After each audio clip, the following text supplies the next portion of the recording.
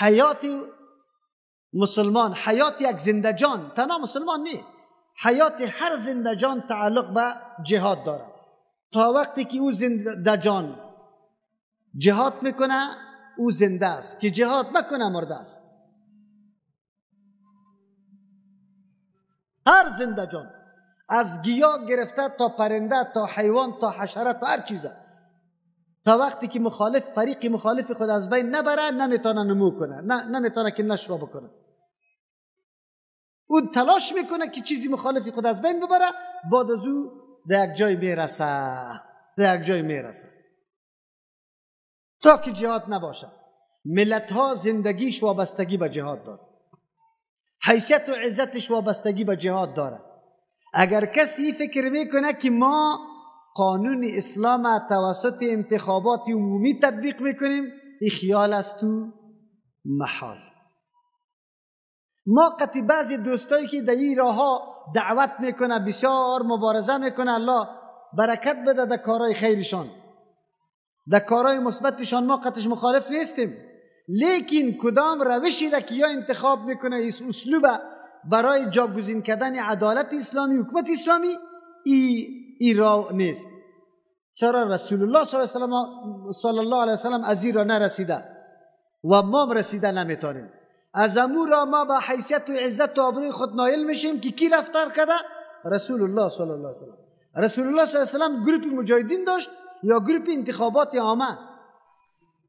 سری مردم میگشت که برای من رای بده، اینطور میکرد، یا میگفت که مردم بندگی مخلوق نکنی، بندگی کی را بکنی؟ لا اله الا. اختلاف ما قطع از یا دینمی قدر گپ است و ما را خطا میدانه، میگه شما خطا شدی. باز چی میگه؟ سلفی ها بسیار تیز است. راستی بعضی سلفی ها خود تیز است والا که برچک برش برسه امو ترخه است. خب کلی سلفی ها نیست، منهج سلف نیست.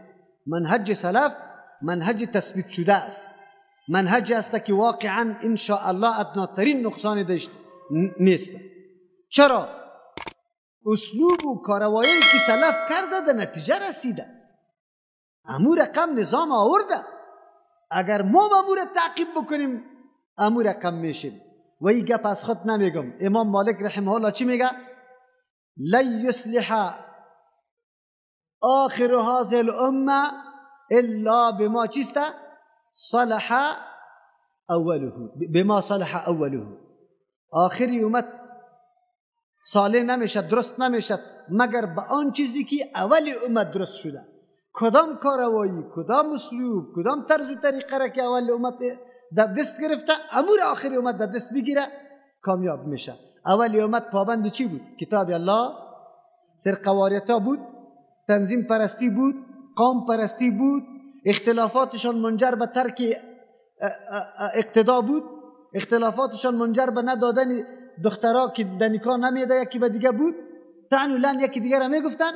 نه، امروز خوی اختلافات ما را در کجا رسانده؟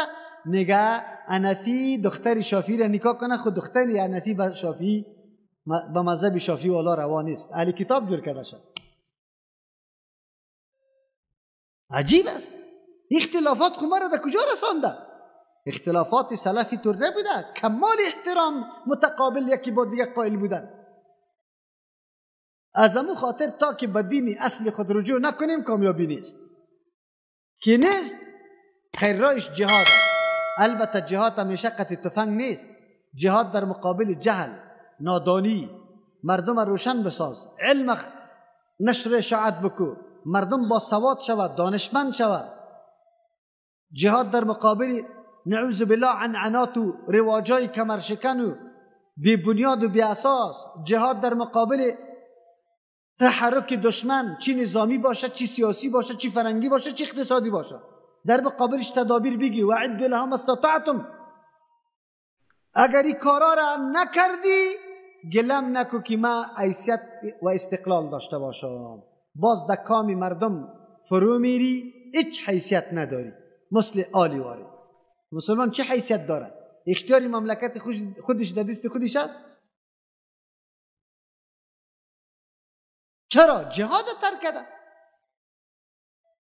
با فریق مخالف خود که تخریب دینش میکنه، قطعی از او بجای از که بر مقابل شما میگنه تو بیا سرما سردمدار شما در زیر فرمان اجراعات میکنه. عجیب است، اینطور خود نمیشه. الله ترغیب میده. چی رقم ترغیب میده؟ لا یستوی القاعدون من المؤمنین، نیست برابر کسایی که نشسته قرار در خانه در زیر سایه درخت، در پالوی آب، در پالوی طعامای گوناگون، بسترای نرم و نازک، هر کندیشن هم داغ، یا نیستن برابر امرای کی؟ من المؤمنین، در حالی که مؤمن هم باشه نیستن برابر، غیر اولی الضرر، که وا صاحبان ضرر نباشه، صاحبان تکلیف نباشه، بلکه تکلیف مکلیف امرایشان نیست. خب توانمندی داره که برود جهاد بکنه، لیکن قرار خانه را ترجیح داده نشسته، نیست برابر. یا و او کسایی که و در آخر دوستان عزیز از همه شما تشکر میکنیم که تا آخر بیننده کلیپ ما بودین. لایک و کامنت یادتان نره دوستان عزیز. اونهایی که کانال ما را سابسکرایب نکردن سابسکرایب بکنه، علامت زنگوله را فشار دهید دوستان عزیز. اولین شخصی باشید که کلیپ ما را میبینید. السلام علیکم و رحمت الله و برکاته.